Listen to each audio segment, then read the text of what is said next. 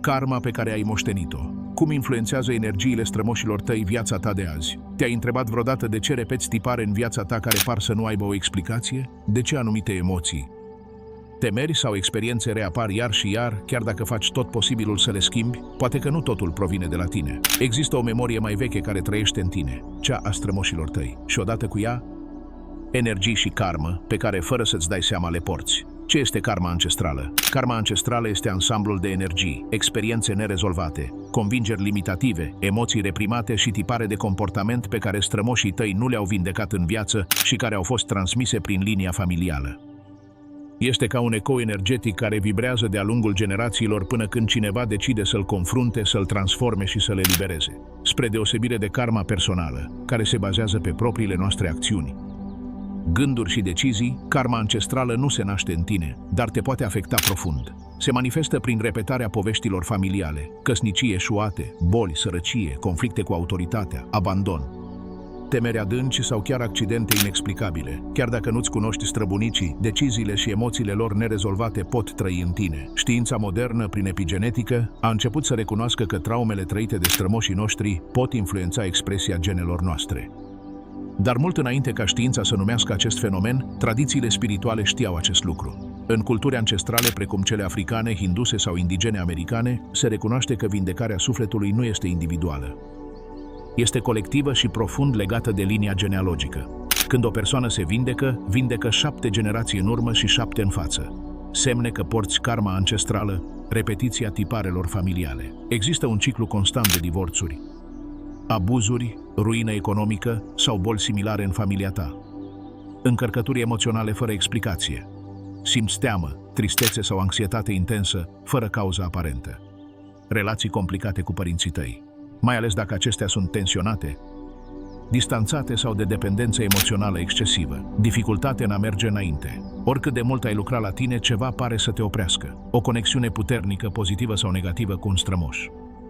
Un bunic, străbunică sau unchi decedat pe care îl simți foarte prezent sau despre care toată lumea vorbește intens. Exemple care dezvăluie această moștenire energetică, linia pierderii. Ana, o femeie de 35 de ani, trăia mereu despărțiri bruște în relații. După ani de terapie și-a dat seama că atât mama ei cât și bunica au fost părăsite de partenerii lor. Cercetând mai mult, a descoperit că străbunica a fost forțată să-și părăsească soțul din motive religioase. Niciuna dintre aceste femei nu a vorbit deschis despre durerea lor. Acea rană de abandon nedezvăluită a rămas vie, căutând eliberare generație după generație. Ana a început un proces spiritual de vindecare a acelei memorii. A scris scrisori către strămoșii săi, a făcut ritualuri de eliberare și, în cele din urmă, a reușit să țină o relație sănătoasă pentru prima dată în viața ei. Moștenirea tăcerii. Carlos a fost mereu speriat să vorbească în public. Din copilărie simțea că dacă spune ceea ce gândește, ceva rău se va întâmpla. Într-o constelație familială s-a aflat că bunicul său a fost ucis în timpul unui conflict politic pentru că și-a exprimat ideile. Acea energie de reprimare și frică de a fi auzit trăia în el, deși nu l-a cunoscut personal pe bunicul său. Doar când și-a onorat povestea și a eliberat acea frică, a putut să se exprime liber. Ciclul lipsurilor. Laura a crescut într-o casă unde mereu se vorbea despre lipsuri.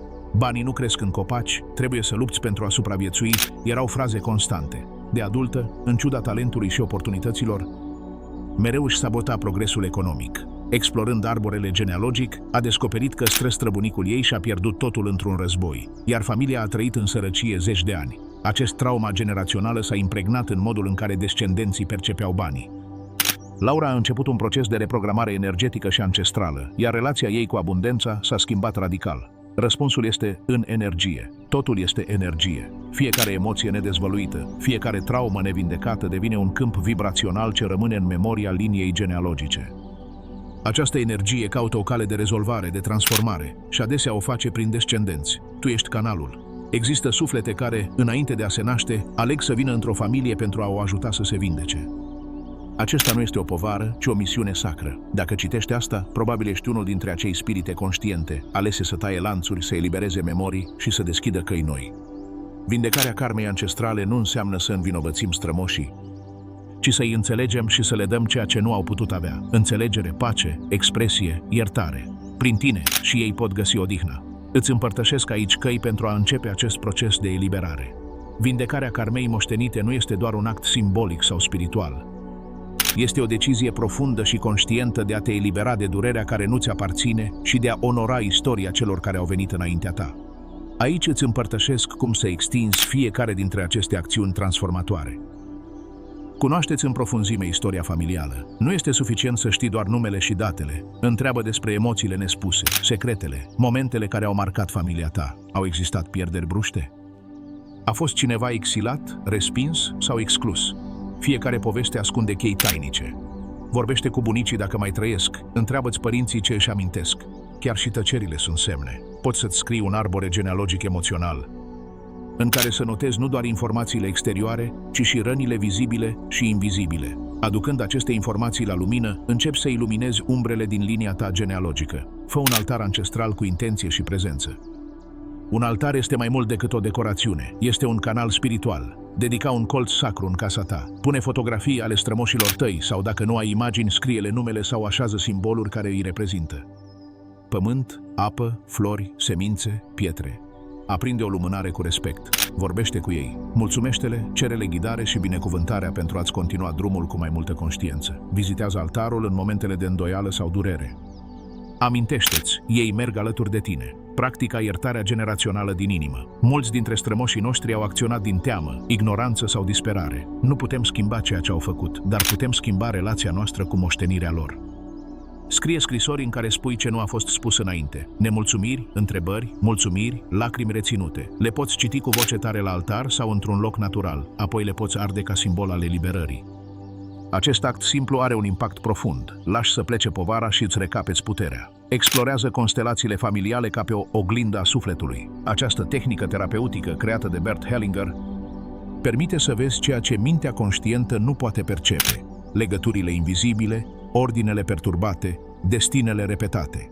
Participând la o constelație, fie fizic, fie virtual, poți descoperi de ce repeți anumite tipare, cui ești inconștient loial sau ce durere porți care nu îți aparține. Nu este vorba de a învinovăți, ci de a rearanja cu iubire sistemul familial. Uneori trebuie doar să vezi pentru a te vindeca. Realizează ritualuri de eliberare cu sufletul deschis. Nu subestima puterea ritualurilor. Ele vorbesc în limbajul inconștientului. Scrie pe o foaie tot ce vrei să eliberezi. Frică, lipsuri, boli repetate, convingeri devalorizante. Apoi arde foaia cu intenție. Preferabil sub lună sau în fața altarului.